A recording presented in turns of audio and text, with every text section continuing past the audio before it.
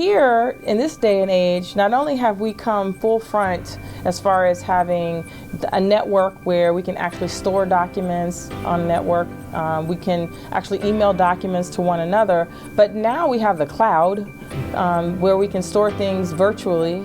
Now we have enhanced biometrics. We can scan the retina and we can get access that way. We can do facial recognition scanning. That didn't exist back in 1992. So things have dramatically changed. We can access things from our tablets. We didn't have a tablet back then. We have watches now. We can access things using a watch. We can access our apps. We can access our emails. We can take phone calls from the watch. Back then, that was only something seen on Get Smart on television. So now we're actually living in that future. We can actually do many, many things that we couldn't do back in 1992. So it's only 2017. We've come a long way, and I'm really excited about moving us forward into that next jump, if you will, of technology. So currently we have 5 areas that we're focusing on as far as improvement, enhancement, and they are policy development, which we're pretty much doing well. We've gotten our regulations up to speed and up to date, and we have internal policy guidance. So we're doing pretty well with the development of the policy. We also have data systems, operations, and analysis.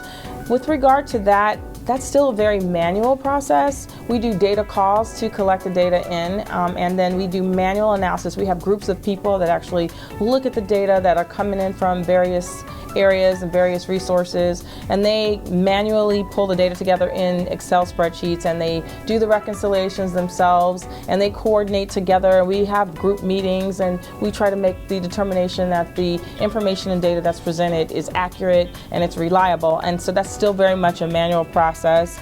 We have performance measurement is the next area that I would like to see improved. We do have some metrics, but in my opinion, we need better key performance indicators, and we need stronger key performance indicators. And so I'm looking to the next 1 to 2 years to putting the baseline of key performance metrics in place so that we can take that baseline and then move forward in the future from that. The next area would be the oversight area. So that's us monitoring the compliance of our stakeholders with, are they following our regulations? Are they following our policies? Are they doing it in the most streamlined way? Are they making the best use of the money and other resources that we have granted to them or that we awarded them in a contract? So we actually have a pretty good oversight review that takes place now. I just would like to see it enhanced a little more, and I'd like to see it put more in an electronic or information technology environment. And the last area is the workforce training and development. So currently we actually have a very good training and certification program here, but it's not a consistent and standard training and development program. So I would like to see the baseline throughout our department of the training and certification elements that we want to make sure that the people are trained in with certain competencies and skill sets.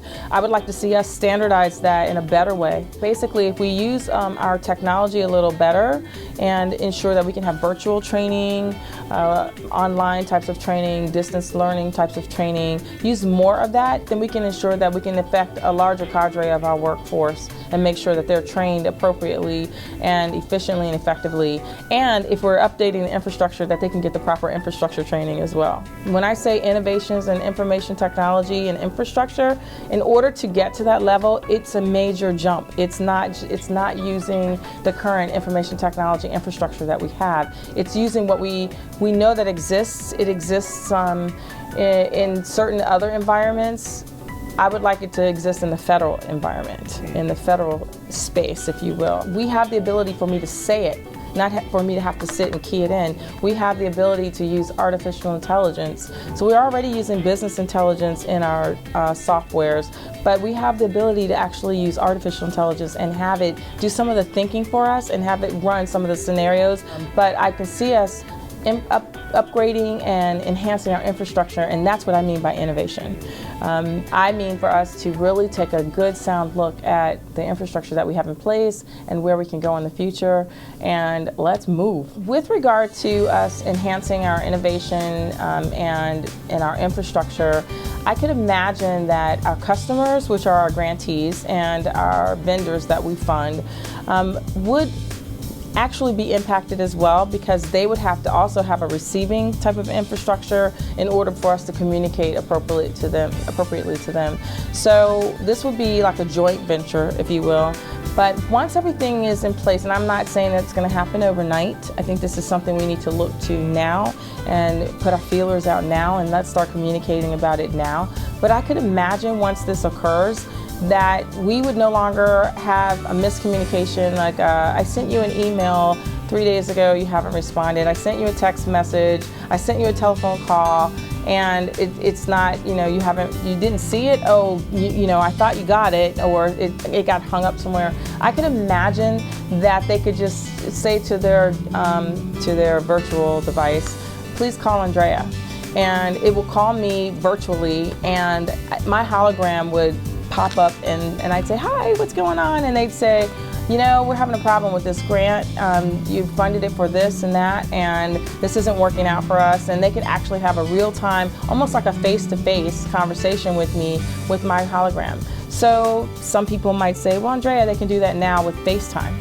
Well, yes, if you have the appropriate devices, same thing, infrastructure upgrades. So that might be the next step that we take to get everybody on that platform, as far as using FaceTime or using the WebEx or et cetera, to start using that more effectively, so that it can then get us to this next level of what I'm talking about as far as innovation and technology. The training, we won't necessarily need people training anymore. We could have the artificial intelligence actually providing the training. We program it to give the type of training that we want them to have, and then there's all different types of learning modes and learning methodologies that we could give them virtually through the artificial intelligence. So I could just imagine, I know this is in my head and I imagine it out there, but there are prototypes that exist now, and I would really love us to go out and partner with the people that have the prototypes and take a look and see how that could benefit us in the future, and have those types of pilots and partnerships and so forth.